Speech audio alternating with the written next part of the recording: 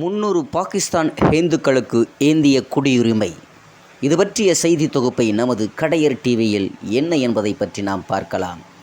அதாவது, பாகிஸ்தானில் இருந்து அகதிகளாக வந்த 300க்கும் மேற்பட்ட ஹிந்துக்களுக்கு நேற்று இந்திய குடியுரிமை வழங்கப்பட்டிருக்கிறது.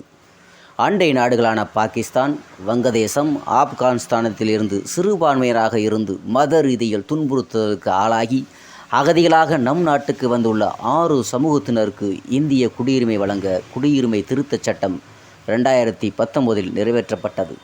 அதன்படி 3 நாடுகளிலும் சிறுபான்மையினராக இருந்த ஹிந்து, சீக்கியர், கிறிஸ்தவர், பௌத்தர், சமணர், பார்சி மதத்தினருக்கு இந்திய குடியுரிமை வழங்கும். இதில் முஸ்லிம்களை ஏன் சேர்க்கவில்லை என எதிர்க்கட்சிகள் போராட்டம் நடத்தின. 3மே இஸ்லாமிய நாடுகள் என்பதனால் அங்கே முஸ்லிம்களுக்கு துன்புறுத்தல் என்ற கேள்விக்கே இடமில்லை என மத்திய அரசு பதிலளித்திருந்தது. லோக்சபா தேர்தல் அட்டவணை வெளியாகுவதற்கு சில நாட்களுக்கு முன் இந்த சட்டத்துக்கான விதிகள் அறிவிக்கப்பட்டன. சட்டமும் அமலுக்கு வந்தது. இந்த சட்டத்தின்படி 2014 டிசம்பருக்கு முன் அகதிகளாக வந்தவர்களுக்கு குடியுரிமை தரப்படும் என்று தெரிவிக்கப்பட்டது.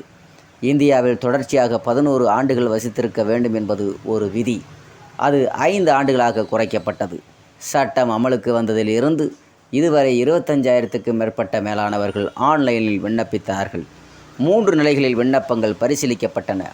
முதலில் மாவட்ட குழு பரிசீலனை. தபால் துறை கண்காணிப்பாளர் பதவிக்கு நிகரான ஒரு அதிகாரி தலைமையில் தகவல்களை குழு சரிபார்த்து மாநில குழுவுக்கு பரிந்துரைக்கும்.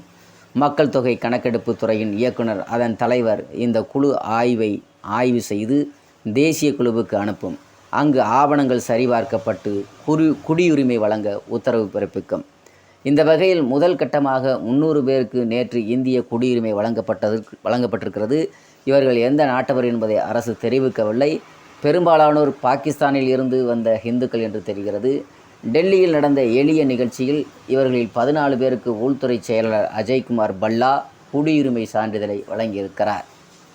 இது குறித்து அமித்ஷா மகிழ்ச்சி செய்தியில் என்ன சொல்லியிருக்கிறார் என்று சொன்னால், உள்துறை அமித்ஷா அவர்கள் கூறியதாவது: இது ஒரு வரலாற்று சிறப்புமிக்க நாளாகும். அண்டை நாடுகளில் மத ரீதியான துன்புறுத்தலுக்கு ஆளாகி நம் நாட்டுக்கு அகதிகளாக வந்தவர்களுக்கு குடியுரிமை வழங்கப்படும் என்ற வாக்குறுதியை சுதந்திர தின உரையில் பாரத பிரதமர் நரேந்திர மோடி அறிவித்தார்.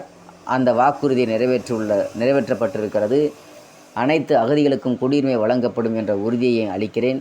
கொடுத்த வாக்குறுதிகளை நிறைவேற்றுவதுதான் பிரதமர் மோடியின் வாக்குறுதியாகும் என்று அமித்ஷா மகிழ்ச்சிகரமாக அந்த செய்தியை பகிர்ந்து கொண்டார் என்பது குறித்து நமது கடையர் டிவிக்கு செய்திகள் செவிவழி செய்தியாக வந்திருக்கிறது.